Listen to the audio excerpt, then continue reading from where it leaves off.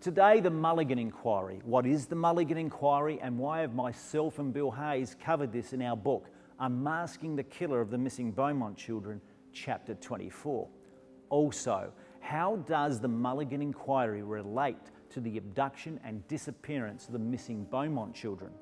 Now, in 2004, the Mulligan Inquiry was set up and headed by retired and well-respected Judge Ted Mulligan, QC. Officially, this inquiry was called Children in State Care Commission of Inquiry. However, to the general public and media, we relate to the term the Mulligan Inquiry. This inquiry was enacted by the Parliament of South Australia to investigate allegations of sexual abuse of children in state care. The hearings commenced in December 2004 and it was only meant to take 6 months. However, this quickly ballooned into a 3-year inquiry and cost the South Australian Government $13.5 million, which in 2004 was a great deal of money. As this inquiry moved into full steam, what was uncovered was the sheer number of individuals who stepped forward that were allegedly sexually abused as minors whilst in state care.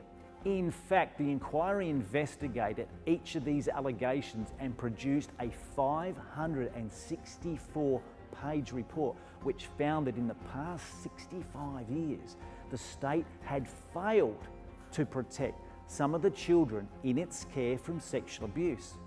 But also what alarmed the inquiry was the astonishing number of individuals that were not in state care who, as minors, were sexually abused by an adult from the 1940s to the 1970s. In fact, the amount was mind-boggling. Colin James, a reporter from the Adelaide Advertiser who was covering the inquiry, chaired by Mulligan QC, stated, "We should have been shocked by Commissioner Mulligan's statement, but we were not." He went on to say, "While the full extent of sexual abuse of children in state care can never be known, it is possible that people who gave evidence to the inquiry are just the tip of the iceberg." Now, Bill and I agree, as after 14 years of investigation into the Beaumont children abduction and disappearance, nothing surprises us anymore.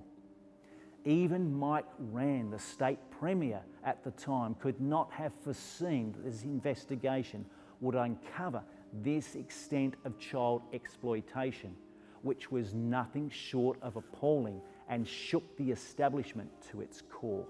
The Commissioner personally interviewed 792 people who were victims of child sexual abuse, of which 242 had been children in state care at the time of their alleged abuse. Therefore, 484 other children in the state of South Australia from many South Australian families were also sexually abused. Of the people who were child sexual abuse victims, Mulligan QC referred 174 people with information about 434 alleged pedophiles to the police. Now let me repeat if I may.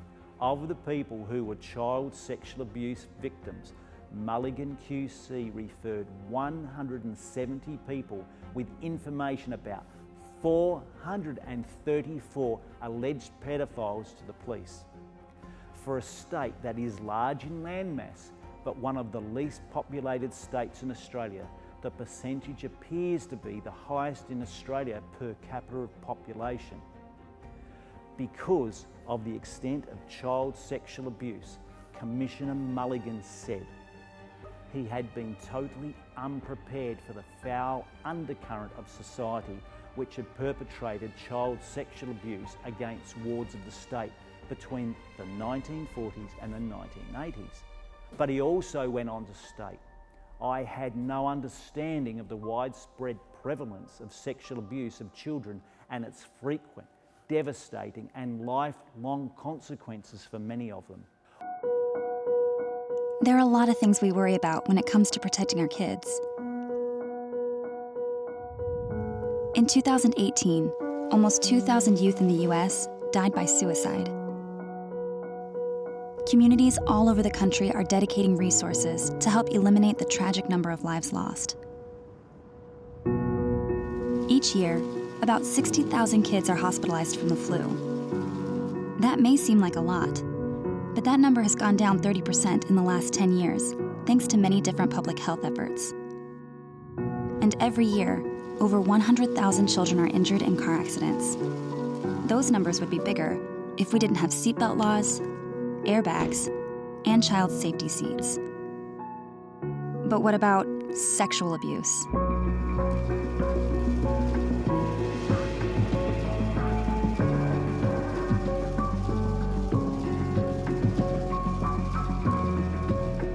Every year, over 1 million children will be sexually abused. That's 1 in 5 children by the time they turn 18. We talk about keeping them safe. It's time to add sexual abuse to the conversation. We need to educate the public about this scourge of child sexual abuse so the public knows how bad it is and how extensive it is. What was encouraging is that the inquiry gave the victims of child sexual abuse in South Australia who had never had a platform to voice their appalling ordeals, to finally say what had happened to them. In speaking to the Mulligan inquiry, they had told their stories of this horrific sexual abuse, and at last they were believed and listened to. Many of the sexually abused gave various reasons to the inquiry for not disclosing their ordeal to friends and relatives. The main reason? The fear of not being believed or having to tell several members of their family and some friends in the hope that they would be believed. Also, having to relive their horrific sexual abuse nightmare, which may lead them straight back into a depressive state. Now, this was exactly like Hayden Phipps, Harry Phipps's eldest son, who accused his father of sexual abuse from around the age of 3 to 13, detailed in Chapter 13, The Eyewitness. Even today, Hayden Phipps is still not believed by his younger brother Wayne, his wife Eileen, and some of their associates, even though there is a cascade of circumstantial evidence saying that Hayden was horrifically sexually abused by his father. So what hope did Hayden have, and hence he died a broken man? Or Linda's ordeal, outlined in Chapter 16, Another Victim. She was allegedly abused by Harry Phipps as a 13-year-old schoolgirl across the road from his Castleroy factory he owned at North Plympton. She lived with this horrific sexual abuse nightmare for decades until she was finally given a platform to speak out and hopefully be believed. That was with the publication of The Satin Man, Uncovering the Mystery of the Missing Beaumont Children, finally exposing Harry Phipps as a serial pedophile, where myself and Alan Whitaker and Bill Hayes were involved in writing this book. Harry Phipps was Adelaide establishment. He had status and he had money. Harry had it all. But it wasn't enough. Harry was a predator.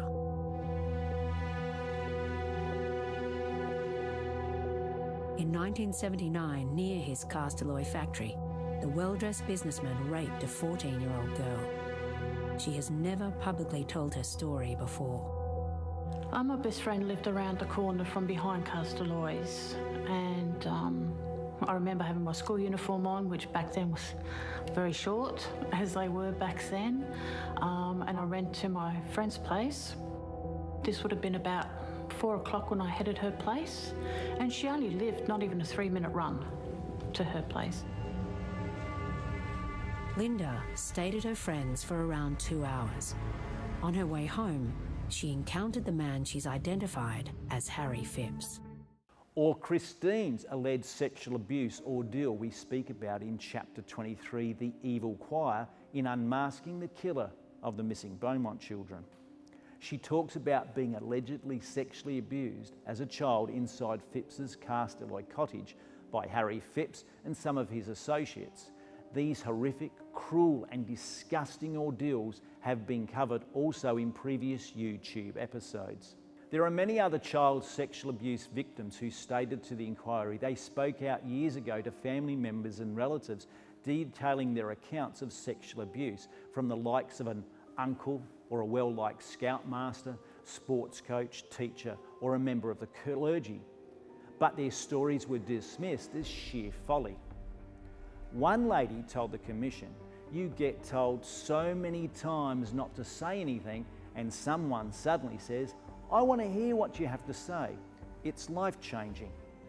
Another witness said, "I forgot nothing because I knew one day, through all that I went through, I would get a voice out there, out into the world." One elderly woman gave evidence in the presence of one of her 6 children. Until then, they only had inklings something was wrong with their mother, but they could not work out what. That night, her children discussed at length what had happened to their mother, where a daughter later told Mulligan QC, "We had always felt sorry for our mother. Now we feel proud of her." Some witnesses expressed their reasons for giving evidence to the inquiry. One man said, "I've had days where I just wanted to give it all away, and I hope that this talk will end it." A young woman said she hoped that her evidence will assist police to apprehend current abusers before they do it to another person. The public and the Commissioner were still not prepared for what was yet to come regarding the horror of sexual abuse and exploitation of children in state care by those in positions of trust and responsibility. And it is here where me and Bill found equally frightening comments to the inquiry where victims spoke about pedophile parties for sexual gratification facilitated by the supply of drugs and alcohol. As mentioned in the upcoming book, Uncovering the Killer of the Missing Beaumont Children, Chapter 8, Circumstantial Evidence, what was once filed to the rubbish bin of conspiracy theories relating to South Australia having hidden in the shadows was a band of high-end, well-connected, influential pedophile ring, likely made up of politicians, business leaders, the clergy and law enforcement, may well be true. As Bill and I have noted in our upcoming book, Unmasking the Killer of the Missing Beaumont Children, Hayden and Christine may be well telling the truth about others being involved. With Hayden saying to Bill Hayes in their interview, "Are you going to put these bastards in jail, Bill?" I mean, who are these bastards that Hayden is talking about? As you can see here, the A4 size note hung on the main front gate of Castelloy in January 2018, mentioning Harry Phipps and his evil associates. Myself and Bill ask, who are these associates? Again detailed in Chapter 13, The Eyewitness. Also, what about Christine, who spoke about her sexual abuse inside the Castelloy cottage by Harry Phipps and others, detailed in Chapter 23, The Evil Choir? Who are these others? Or the bartender couple that served Harry Phipps and like-minded men dressed in women's clothing at a private gentlemen's club in South Terrace, Adelaide, detailed in Chapter 8, Circumstantial Evidence. Who are these like-minded men? We do know this couple also mentioned spotting a well-known SA judge, now passed away, who was regularly present. I met this retired judge in Sydney around 2010, where he denied any knowledge of knowing Harry Phipps, even though they were long-time members of the prestigious Adelaide Club. Please note, this private gentlemen's club, South Terrace, where the men dressed in women's clothing, was not the prestigious Adelaide Club located on North Terrace. They are two different entities. Also, what about the gathering of men dressed in women's clothing seen inside the Castelloy canteen on selected weekends? Also detailed in Chapter 8, Circumstantial Evidence. Are these Harry's evil associates? Or the bastards Hayden was talking about? Again, please note that we understand and accept that cross-dressing does not make one a pedophile. But if this crosses over to infringing on a child's personal space, then this becomes something very different. Or what about the former Anglican Archbishop John Hepworth, who I met back in 2010, he has now passed away, who said to me when he was a teenager in the seminary, he and several other young seminarians were taken to a large house in North Adelaide, more like a mansion, and were plied with wine, then shared around with senior members of the clergy and others. These others, John believed, were well-to-do business people who exploited them for sexual favours and abuse. We speak about this in Chapter 8, Circumstantial Evidence. Before the inquiry, the South Australian public had little understanding of the extent of sexual abuse of minors in the state, and that people who had been abused felt a fear of not being believed, and therefore they suffered in silence. In addition, the victims felt they may have contributed or been responsible in some way for the abuse, which also contributed to their silence. The hearings were incredibly beneficial to the people making these disclosures, many of them expressing the importance of having been believed by somebody in authority.